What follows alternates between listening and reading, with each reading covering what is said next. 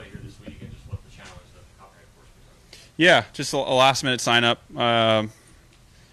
Just need to get more reps, as I feel sort of better and better. Just need to get some reps under my belt.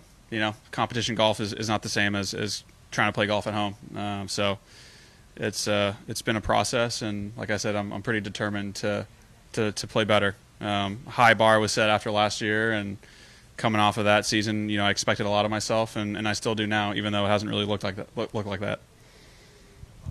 You said a minute ago that it's been a little harder than you thought. Is it because the layoff took more out of your game than you would have thought, or maybe just the injury itself was harder to come back from than you thought? I'm not really sure. That's why that's why I said it's harder than I thought. I didn't think it was going to be this tricky. Maybe I'm being a little impatient. It's been 2 weeks of tournament golf for me, coming off of pretty much zero golf.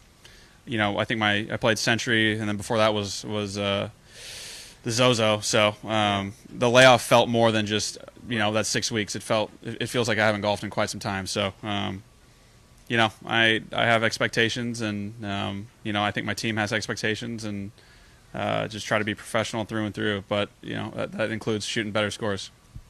I think I asked you it on Friday, like sort of, are you being hard on yourself? And you were pretty hard on yourself. But when you get away from it a little bit in perspective, do you have to sort of maybe just lower your expectations a little bit, knowing what you went through? I mean, maybe for sure. I mean, this is my first sort of injury I've ever dealt with. Everyone that I've talked to that was hurt sort of says, ease your way back in. You can hurt yourself again. Those kind of things. So everyone's telling me to be patient, but I think in assessment you can be as hard as you want. When I'm playing out there, my expectations aren't through the roof, I don't think. I'm pretty happy with a drive that's in the fairway right now, and I'm pretty happy when I hit a good cut or a good draw. But when you're assessing yourself, I think it's important, if you want to elevate your game, to be harsh. It's easy to be biased and think you're doing okay. So that's kind of where that maybe what seems to be a harsh assessment came from. There's also no rehab starts in golf, right? Like you can't go down to the minor leagues and work it out. Yeah, I mean, based on how I played, I think I would have gotten my butt kicked over there too. So, it's fine. Sometimes you show up and see what you got, and I've been doing that. Xander, what do you mean when you just said before you can't hurt yourself? Oh, just like when people come back from injury, whether it's a wrist or a rib or a knee or something, whether you're trying to train or push through something, people feel like you never really know if you're like fully healthy. That's what I meant. So I said, my scans are good, everything's clean. So it's, me playing 3 weeks in a row is a lot coming off of 6 weeks. But that's what I meant by I can't hurt myself. And do you imagine this to be your last start before the Masters, or will you do one more? I think everyone around me would like it to be. Yeah, I mean, I need to play better tournament golf. I think the Masters is demanding, the Augusta National is demanding, and you imagine you'd rather play good golf going in there than not, and that goes for every big tournament. So there's only a few guys I can name off the top of my head that have played 12 events and won, a few of them, and I'm not one of them. So I can save that for later in my career. What has it been like playing the last 2 weeks under the pressure of trying to make the cut, something you're not too familiar with? I mean, I've been familiar with it. Yeah, it was a fresh reminder. It definitely got the juices flowing. I think it's something that I noticed. Also, from a personal goal, it was important for me to play as many tournament rounds as possible. So making the cut allows me to play 2 extra rounds on the weekend versus sort of being rusty and only playing Thursday, Friday. So it was definitely, I was close both times I've played, and it was definitely something, front of mind when I was out there.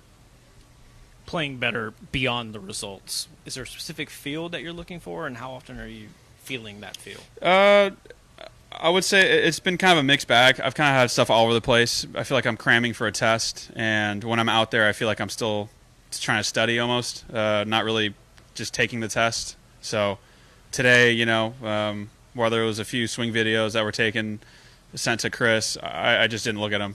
I need to start looking. What my dad taught me a long time ago is look at the ball and react to the ball and not to how your swing looks. And I think I've gotten a little too too nitpicky on swinging the club correctly and trying to get back in a good pattern when I was playing really good golf. And sometimes when you just focus on the task at hand versus the result, you can get yourself there. Are you still on a pitch count on the range?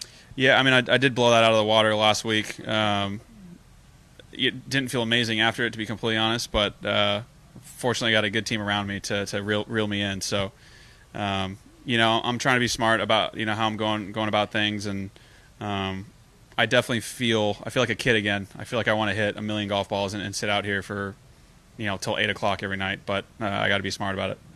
And years ago you talked about being influenced by JJ Spaun's career at SDSU and getting there. What was it like seeing him on that stage last week, and what impresses you about him in his game? Yeah, I was pulling hard for JJ. I knew it was going to be tough. I thought he may have had that advantage if they played that night on Sunday.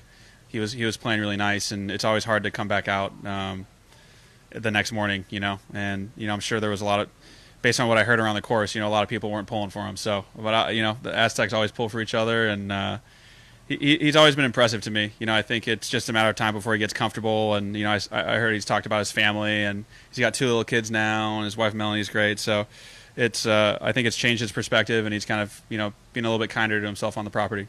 What are a couple of characteristics about his game that have impressed you through the years? Just solid through and through. I think his putter is sort of the trigger club in his bag that allows him to go super low or not, and he's always hit it really well. He's got such a simple swing, and I think he's just switched the putter up a little bit, and he's starting to putt really nice, and there he was, almost winning one of the biggest events we got. And then I know TGL next week, you guys against Atlanta in the final and going up against Pat and those guys. What are you looking forward to just about that, and any trash talk upcoming with Pat ahead of that week? Yeah, I don't think Pat's going to give me a whole lot of trash talking back. That's usually a one-way street whenever we're together. I think Billy, you might hear a lot. I mean, it's almost impossible not to hear Billy when you're out there, so Billy will be the big one. You gotta don't let him get too fired up, or he's gonna run all over you. Good. Thanks, Xander. Thanks, guys. Thank you.